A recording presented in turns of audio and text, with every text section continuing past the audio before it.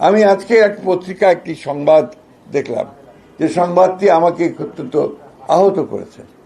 যে জামাত ইসলামের আমির তিনি বলছেন যে বিএনপি ইঞ্জিনিয়ারিং করে ক্ষমতায় এসেছে। আমি এটা তীব্র নিন্দা জানাচ্ছি, প্রতিবাদ জানাচ্ছি, এবং তিনি বা তার দল যে কখনোই সুস্থভাবে চিন্তা করেন না তার প্রমাণিত হয়েছে। সমগ্র পৃথিবী, এই সমস্ত যারা অবজারভার এসেছিল, সমগ্র বিশ্বের সমস্ত দেশগুলো, বাংলাদেশের সমস্ত প্রতিষ্ঠানগুলো, পত্র পত্রিকা, মিডিয়া এক বাক্যে স্বীকার করেছে যে এই নির্বাচনটি ছিল এই কালের, অর্থাৎ বাংলাদেশ সৃষ্টির পর থেকে সবচেয়ে নিরপেক্ষ, অবাধ এবং সুষ্ঠু নির্বাচন। এবং সেই সুষ্ঠু নির্বাচনের মধ্য দিয়ে বিএনপি তার জনপ্রিয়তার মধ্য দিয়ে 213টি আসন লাভ করে সে সরকার গঠন করার সুযোগ পেয়েছে। সুতরাং জামাতে ইসলামের আমিরের এই বক্তব্য আমি আবার আমার প্রত্যাখ্যান করছি, শুধু নয় নিন্দা জানাচ্ছি এবং ক্ষোভ প্রকাশ করছি।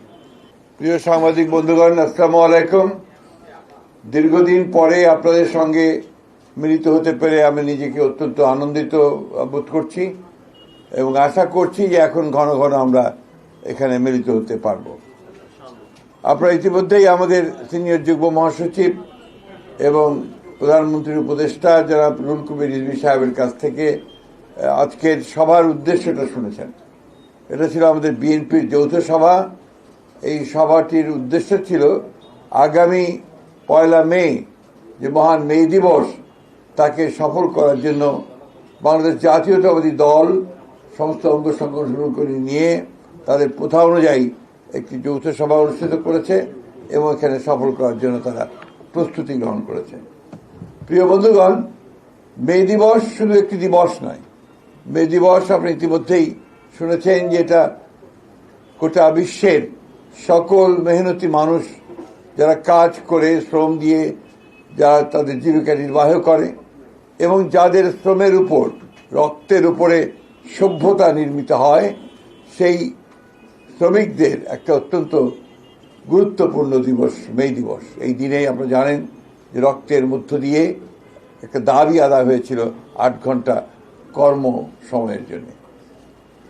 এই দিনটি বাংলাদেশে আমাদের জন্য অত্যন্ত গুরুত্বপূর্ণ এই বর্তমান রাজনৈতিক প্রেক্ষিতে।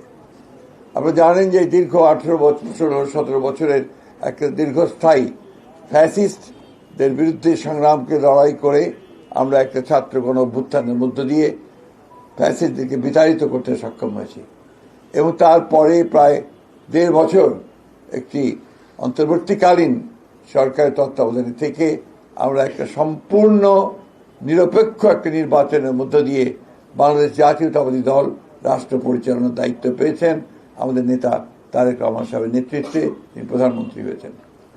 আমি আজকে এক পত্রিকা একটি সংবাদ দেখলাম, যে সংবাদটি আমাকে অত্যন্ত আহত করেছে। যে জামাত ইসলামের আমির তিনি বলছেন যে বিএনপি ইঞ্জিনিয়ারিং করে ক্ষমতায় এসেছে। আমি এটা তীব্র নিন্দা জানাচ্ছি, প্রতিবাদ জানাচ্ছি, এবং তিনি বা তার দল যে কখনোই সুস্থভাবে চিন্তা করেন না তার প্রমাণিত হয়েছে। সমগ্র পৃথিবী, এই সমস্ত যারা অবজারভার এসেছিল, সমগ্র বিশ্বের সমস্ত দেশগুলো, বাংলাদেশের সমস্ত প্রতিষ্ঠানগুলো, পত্র পত্রিকা, মিডিয়া এক বাক্যে স্বীকার করেছে যে এই নির্বাচনটি ছিল এই কালের, অর্থাৎ বাংলাদেশ সৃষ্টির পর থেকে সবচেয়ে নিরপেক্ষ, অবাধ এবং সুষ্ঠু নির্বাচন। এবং সেই সুষ্ঠু নির্বাচনের মধ্য দিয়ে বিএনপি তার জনপ্রিয়তার মধ্য দিয়ে 213টি আসন লাভ করে সে সরকার গঠন করার সুযোগ পেয়েছে। সুতরাং জামাতে ইসলামের আমিরের এই বক্তব্য আমি আবার আমার প্রত্যাখ্যান করছি, শুধু নয় নিন্দা জানাচ্ছি এবং ক্ষোভ প্রকাশ করছি। যাই হোক, যে কথা বলছিলাম যে আজকে বিভিন্নভাবে বিএনপির বিভিন্ন কর্মকাণ্ডের উপরে বিভিন্নভাবে আপনার প্রচেষ্টা চালানো হচ্ছে ওই শক্তিটির পক্ষ থেকেই একটা আবার ধূম্রজাল সৃষ্টি করা, আবার একটা বিভেদ সৃষ্টি করা।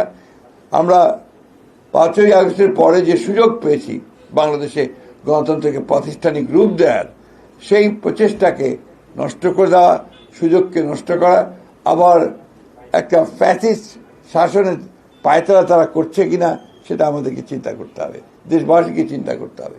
ভিন্নভাবে দেশকে আবার স্বৈরাচারের মধ্যে তারা নিতে চায় কিনা সেটাও আমাদেরকে চিন্তা করতে হবে।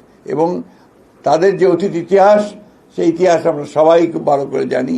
সেই কারণেই সমগ্র জাতি অত্যন্ত সচেতনভাবে তাদেরকে প্রত্যাখ্যান করেছে এবং আগামীতে যেন পুরোপুরি তাদেরকে নির্মূল করা যায় রাজনৈতিকভাবে, সেইভাবেই আমাদেরকে কাজ করতে হবে।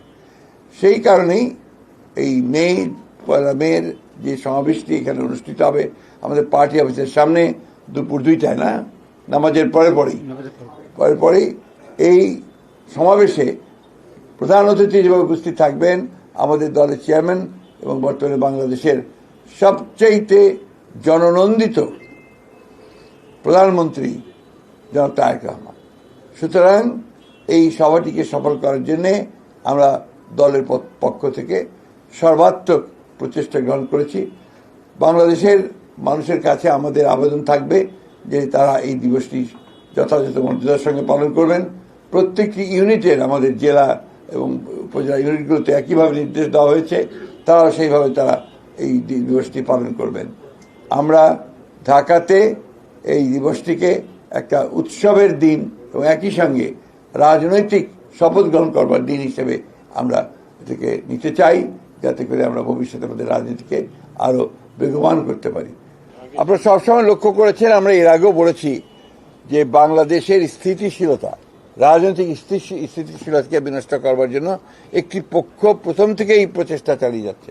সে নির্বাচনের আগে থেকেই, তখন আপনার অফুরন্ত মিথ্যাচার, প্রোপাগান্ডা, ফেক ইনফরমেশন, আপনার সোশ্যাল মিডিয়াকে অন্যায়ভাবে ব্যবহার করে, আপনার অনৈতিকভাবে ব্যবহার করে বিএনপিকে জনগণের কাছ থেকে সরিয়ে দেওয়ার একটা প্রচেষ্টা চলেছে, কিন্তু সেটা সক্ষম হয়নি, সফল হয়নি।